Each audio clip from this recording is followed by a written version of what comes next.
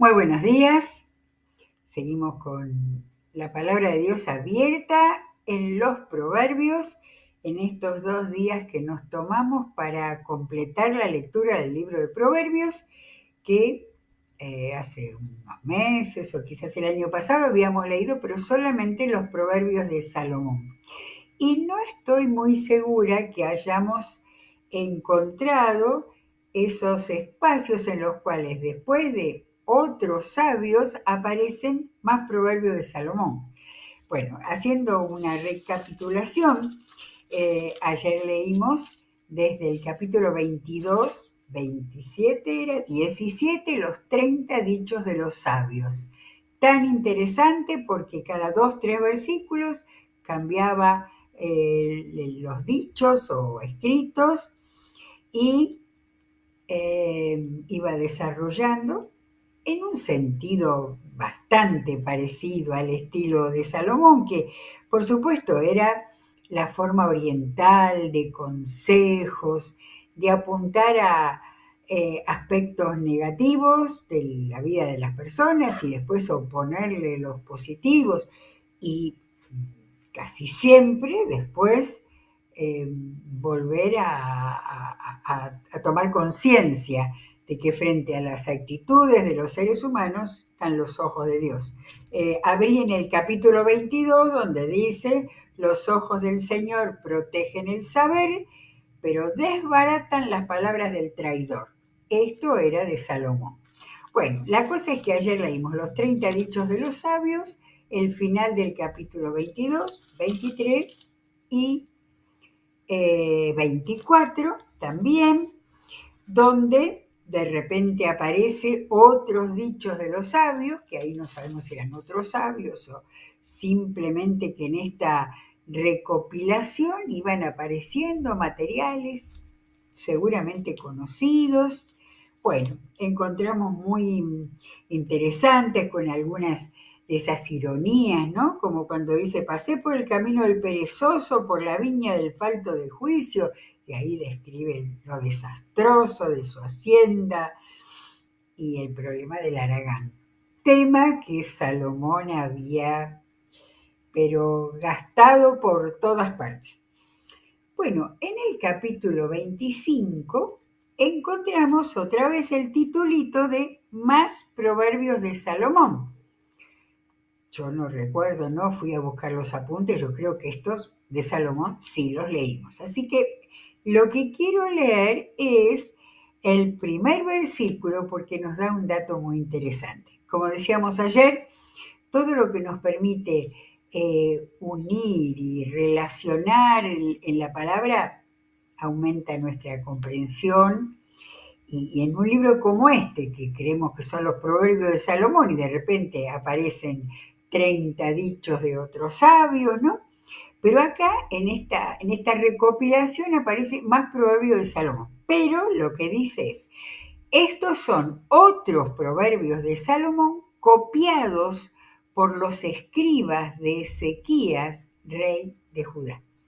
Un dato interesantísimo, porque ubica la fecha muchos años después del reinado de Salomón, en el tiempo de Ezequías, pero además el tema de ese dato, copiados, ¿sí? Entonces, todo este tipo de literatura sapiencial o de sabiduría llamada también, eh, era muy importante y tenemos estos datos de que había escribas, ya lo hemos visto, siempre hablamos de los cronistas en la parte histórica del Antiguo Testamento, pero también los escribas copiaban y pasaban y harían copias de los proverbios. No vamos a leer estos proverbios de Salomón, pero sí busqué a ver en qué momento del rey Ezequías, y a ver si no se me escapó acá, Segunda de Crónicas, que es el que cuenta para los que habían vuelto del exilio todas las cosas positivas de los reyes para que ellos fueran inspirados en ese tiempo de reconstrucción. Y entonces en Segunda de Crónica 29, grandes fiestas, la Pascua, un montón de nuevas, de antiguas festividades que habían dejado de tener en cuenta, realizar. En 29:29, y habla de que hicieron holocausto y todos esos, dice, mientras los cantores entonaban los cantos y los trompetistas hacían resonar sus instrumentos. Cuando terminaron de ofrecer el holocausto, el rey y todos los que estaban con él se postraron para adorar al Señor. El rey Ezequías y los jefes les ordenaron a los levitas que cantaran al Señor, miren qué, las alabanzas que David y Asaf el vidente habían compuesto. Quiere decir que en los años anteriores no se estaban cantando más los salmos. David y Asaf, los grandes poetas de los salmos. Y dice que los levitas lo hicieron con alegría y se postraron en adoración. Y es impresionante todas las veces que habla de alegría estos pasajes de Segunda de Crónicas 29:30. En el 37 dice, así fue como se restableció el culto en el templo del Señor, y Ezequías y todo el pueblo se regocijaron de que Dios hubiera preparado al pueblo para hacerlo todo con rapidez. Qué maravilla estos tiempos hermosos, de los cuales lo central había sido la adoración a Dios y la adoración volviendo a cantar los salmos.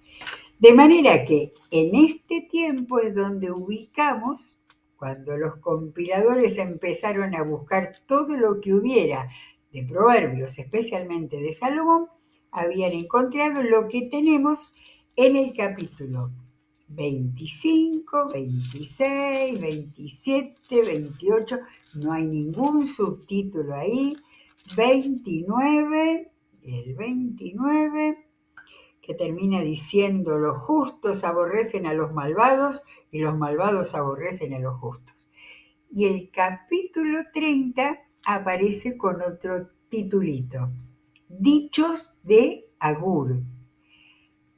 Y comienza, Dichos de Agur, hijo de Jaque, oráculo, palabras de este varón.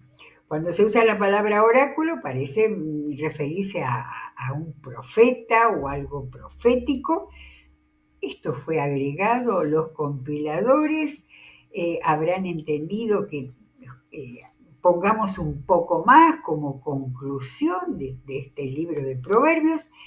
Este Agur, como el que sigue, que en el 31, dichos del rey Lemuel, se tiene casi con seguridad que no eran israelitas. Y algunos de ellos podían haber sido de los ismaelitas, el primer hijo que tuvo Abraham. De manera que fueron aceptados, forman parte del Antiguo Testamento y vamos a leer estos capítulos 30 y 31, que comienza de una manera muy emocional y muy así personal, no es el mismo tono de los otros tipos de proverbios que hemos leído. Cansado estoy, oh Dios, cansado estoy, oh Dios, y débil. Soy el más ignorante de todos los hombres, no hay en mí discernimiento humano. Me hace recordar a cuando Pablo decía, yo soy el más pecador de todos, ¿no? Este dice, el más ignorante, no hay en mí discernimiento humano, no he adquirido sabiduría, ni tengo conocimiento del Dios Santo. Un muy especial comienzo de este capítulo 30. Y después preguntas, esas preguntas retóricas tan usadas en la literatura del Oriente. ¿Quién ha subido a los cielos y descendido de ellos? ¿Quién puede atrapar el viento en su puño o envolver al mar en su manto? ¿Quién ha establecido los límites de la tierra? ¿Quién conoce su nombre o el de su hijo? Marqué Job, no nos hace recordar a Job, porque cuando el Señor apareció a Job al final de todo el largo tiempo de la angustia de Job, los discursos de él y sus amigos, y el Señor aparece, ¿no? Y el versículo 4 es muy parecido a lo que acabamos de leer. ¿Dónde estabas cuando puse las bases de la tierra? Seguramente sabes quién estableció sus dimensiones y quién tendió sobre ella la cinta de medir. ¿Sobre qué están puestos sus simientes o quién puso su, su piedra angular? ¿Quién encerró el mal tras sus compuertas cuando éste brotó del vientre de la tierra? ¿O cuando lo arropé con las nubes y lo envolví en densas tinieblas? Ahora acá, en Job era el Señor quien estaba hablando. Acá es este hombre, dice, este varón que se llamaba Agur, y que hace todas esas preguntas después de hablar de su cansancio, abatimiento y debilidad. Pero el 5 dice, toda palabra de Dios es digna de crédito. Dios protege a los que en Él buscan refugio. No añadas nada a sus palabras, no sea que te reprenda y te exponga como a un mentiroso. Muchas veces en la Biblia y aún al final de todo el Apocalipsis, diciendo no agregues nada a esta palabra. Solo dos cosas te pido, Señor, no me las niegues antes de que muera. Aleja de mí la falsedad y la mentira. No me des pobreza ni riquezas, sino solo el pan de cada día. Porque teniendo mucho podría desconocerte y decir quién es el Señor. Y teniendo poco podría llegar a robar y deshonrar así el nombre de mi Dios.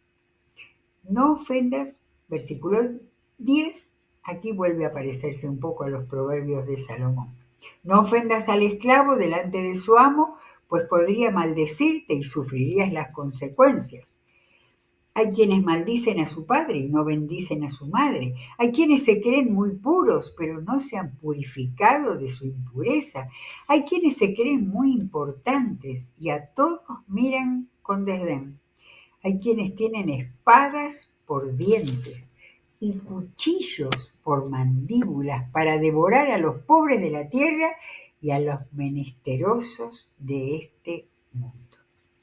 Y después en el versículo 15, una característica, ¿no? Comunica sus enseñanzas por medio de esquemas numéricos. El 4 es el número más importante. Ahora vamos a ver. Versículo 15 dice, la sanguijuela tiene dos hijas que solo dicen, dame, dame. Tres cosas hay que nunca se sacian y una cuarta que nunca dice basta. El sepulcro, el vientre estéril, la tierra que nunca se sacia de agua y el fuego que no se cansa de consumir. Al que mira con desdén a su padre y rehúsa obedecer a su madre, que los cuervos del valle le saquen los ojos y que se lo coman vivo los buitres. Y ahora en el 18 vuelve otra vez a tres cosas y una cuarta.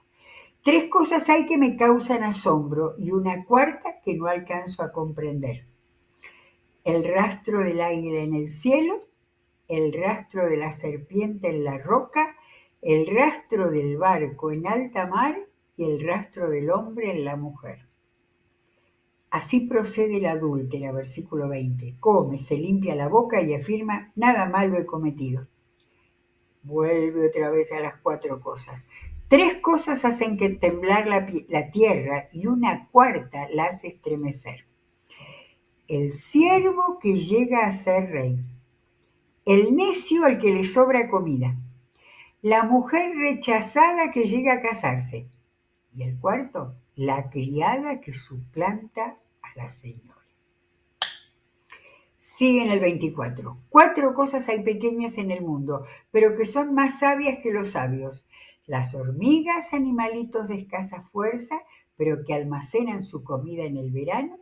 los tejones, animalitos de poca monta, chiquitos, pero que construyen su casa entre las rocas, las langostas que no tienen rey, pero que avanzan en formación perfecta, y la cuarta, las lagartijas que se atrapan con la mano, pero que habitan hasta en los palacios. ¿Se termina? No, sigue. Tres cosas hay que caminan con garbo, ¿no? Con elegancia. Y una cuarta de paso imponente.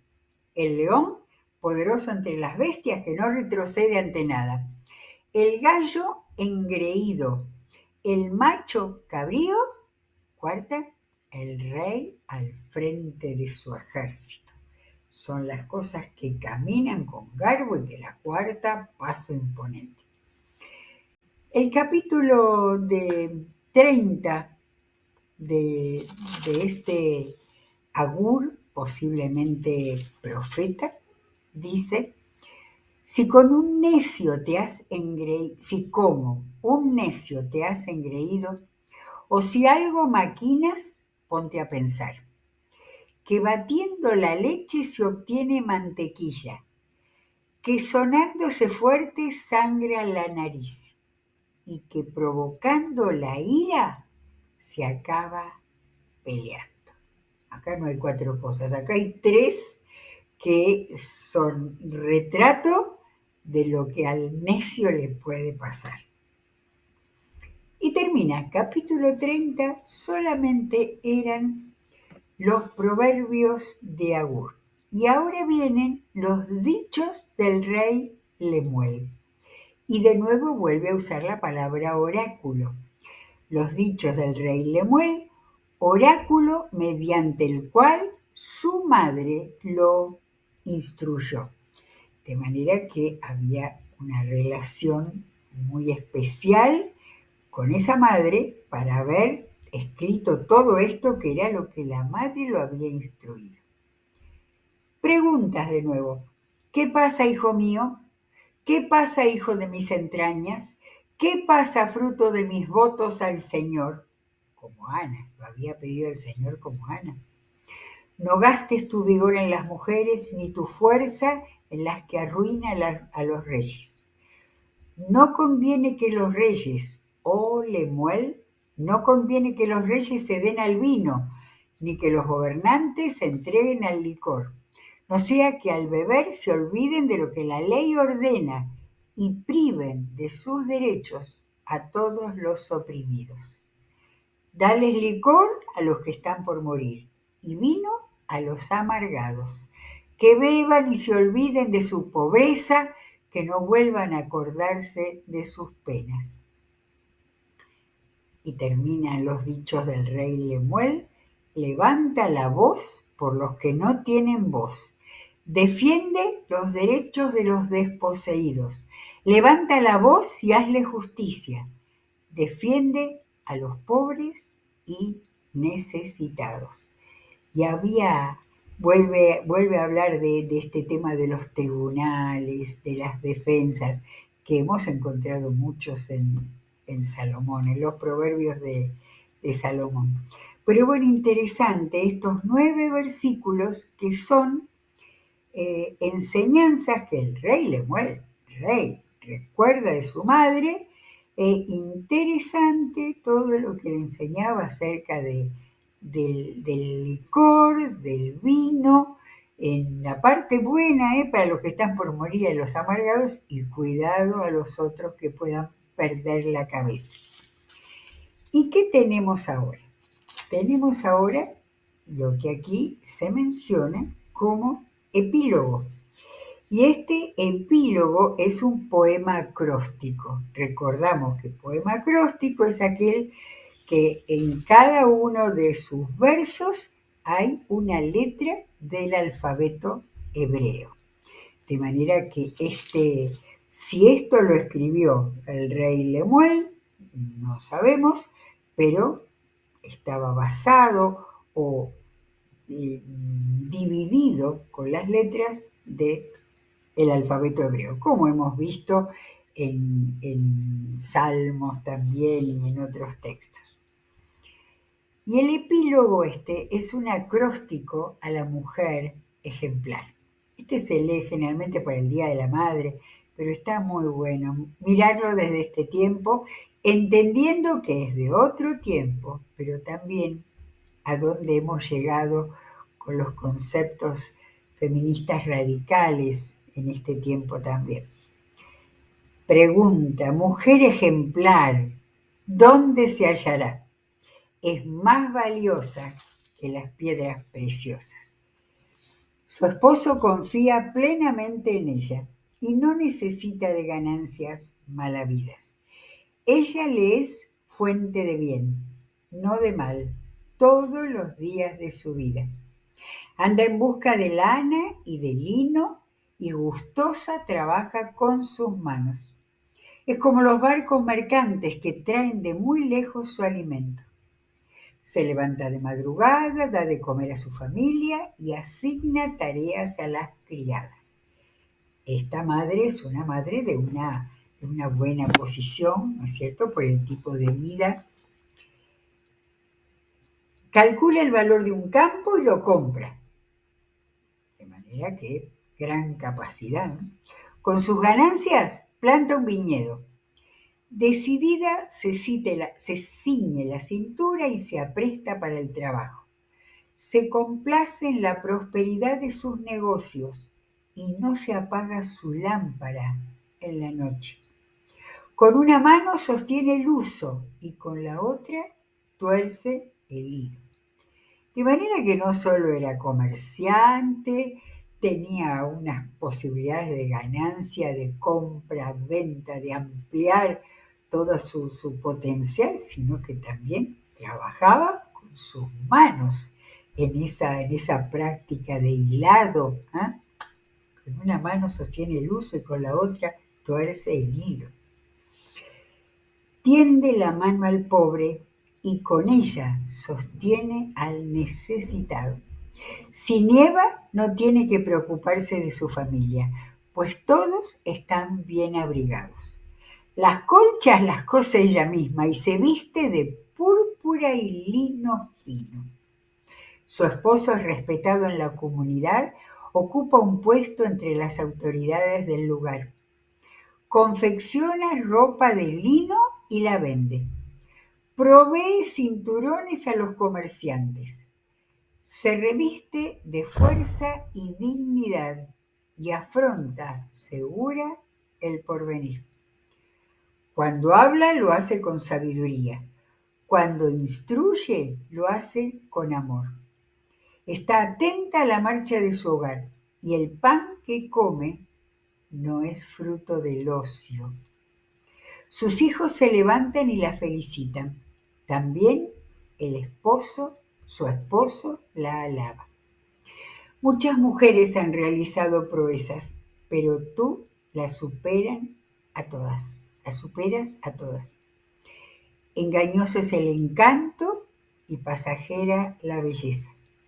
La mujer que teme al Señor es digna de alabanza. Sean reconocidos sus logros y públicamente alabadas sus obras.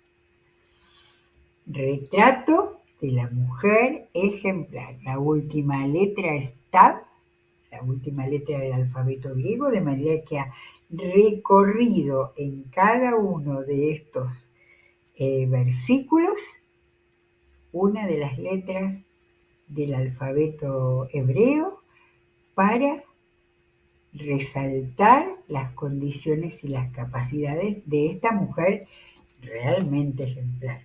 En algunos momentos parece una ama de casa, en algunos momentos parece una mujer de su hogar que hace trabajos manuales, pero después es comerciante, atiende la prosperidad de los negocios y vende algo y compra otra cosa.